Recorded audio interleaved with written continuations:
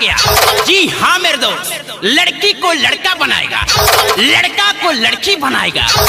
और एक खास बात मेरे दोस्तों, आपके पर्सनल सामान को गायब करके दिखाएगा। तो आइए बिना आपके समय को लेते हुए खेला को चालू करते हैं। अंतरु मंत्रु, अंतरु मंत्रु, लइका के समान उड़ंतरु, जमूरे जी उस्ताद। अरे हुआ कि नहीं रे? मेरा तो है, लेकिन भाई साहब का पता नहीं।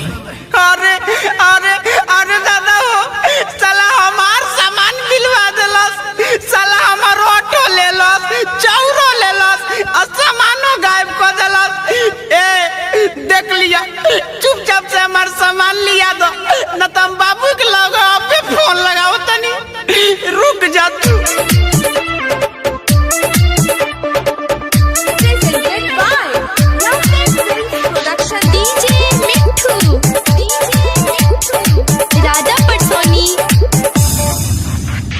कौन साला मंतर मारती हली, देह के नरजी झाड़ती हली, अरे मरद से मौका बना देले बा। अरे कौन साला मंतर मारती हली, देह के नरजी झाड़ती हली। गाँव भर होता हसाई, कैसे के घरे जाई, सोची के अवतारवा। हेलो पप्पा, हमार बियाह कैंसिल कर दो, अब हम बियाह नहीं करब। बियाह न करबे? अरे काय बोले, खोल तो बताओ। अरे बाबू सुन कैंसिल कई दशा गाई, जादूगरवा सामान देले बट भिलवाई, जाने कौन मंत्र हम पे चलाई, जादूगरवा सामान देले बट भिलवाई। सामान बिलवा देले बा? अरे साला पहले तो ई बताओ तो बारी कामा। बाक मार दे, आयरन या पीपर के गाछ लगे सर्कस देखेला। अरे साला डर है अपना माई से बतिया। हेलो हाँ, अरे हमर लाल बात करे कोइला सुना।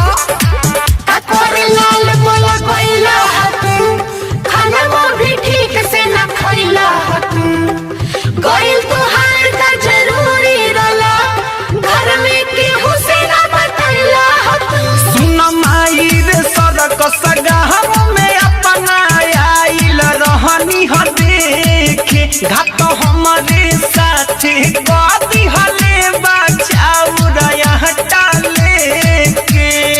जनती जे पहिले तो कबो ना आई रे, घर से निकल के रे माई। अरे कौन साला जादूगर है? बात कराओ तो बात कराओ। लो हेलो, अरे साला जादूगर, चुपचाप से हमला लड़का के सामान वापस लिया दे, ना तो साले है गोजी लेके आवत मुंह पे डाल के साला गांड पे निकाल दे। अरे बाबू सुन कैंसिल कई दशा गाई, जादूगरवा सामान देले बट भिलवाई, जाने कौन मंत्र हम पे चलाई, जादूगरवा सामान देले बट भिलवाई। अरे हमर बाबू, अरे चुप रहो चुप रहो, हम अबे आवतानी। हमरा लाल के का हो गइल हो? डीजे मिठू, राजा पटसोनी। ए भुटलिया के पापा, हमरा के बाबू लग ले चली ना। आप सुन रहे हैं अमित पटेल की आवाज में। ओलपा माटी चढ़ई हनु हो, मंदिर के घंटा डोलई हनु हो, शादी ना होई तो भाई के गो पाए बटोरे में थपरे बजई हनु हो।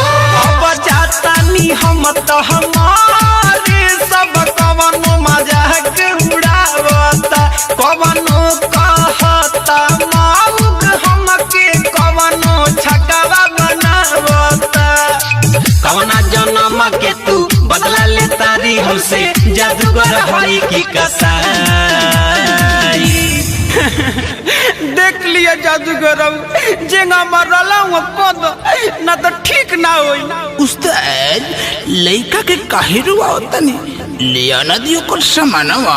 अरे साला चुप चुप, साले मारे लगी सब गाँव वाला मिल के मंतर भोर पर गइल बा।